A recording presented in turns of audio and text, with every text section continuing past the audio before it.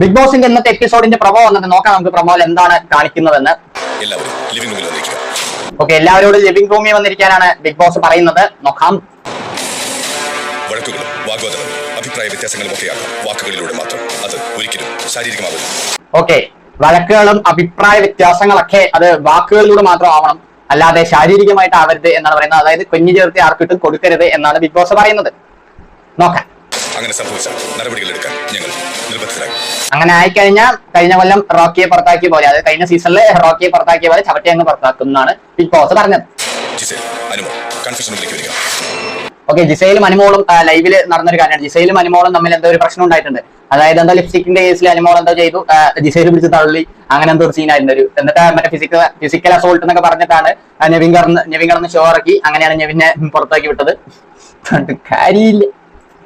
നിങ്ങൾ രണ്ടുപേരും തമ്മിലുള്ള വഴക്ക് നേരിട്ടും കണ്ടു, വീണ്ടും വീണ്ടും അതിന്റെ ഫുട്ടേജും കണ്ടു. രണ്ടുപേരുടെ ഭാഗത്തും തെറ്റുണ്ട്. ഓക്കെ, രണ്ടുപേരും തെറ്റിയിട്ടുണ്ട്. രണ്ടുപേരും തെറ്റിയിട്ടുണ്ട്. ഇതിൽ ആരും പുണ്യാളത്തിയൊന്നുമല്ല. ഈ കാര്യത്തിൽ നടപടികൾ തീർച്ചയായും ഉണ്ടാകും. ഓക്കെ, ഈ കാര്യത്തിൽ എന്തായാലും നടപടി എടുക്കും എന്നാണ് പറഞ്ഞിട്ടുള്ളത്. എന്തായാലും ഇപ്പൊ ചെയ്യുമെന്ന് എനിക്ക് തോന്നുന്നില്ല. ലാലേട്ടന്റെ ആ ഒരു എപ്പിസോഡ് വരുന്ന സമയത്ത് അതിനുള്ള നടപടി എടുക്കായിരിക്കും. അങ്ങനെ ആയിരിക്കും.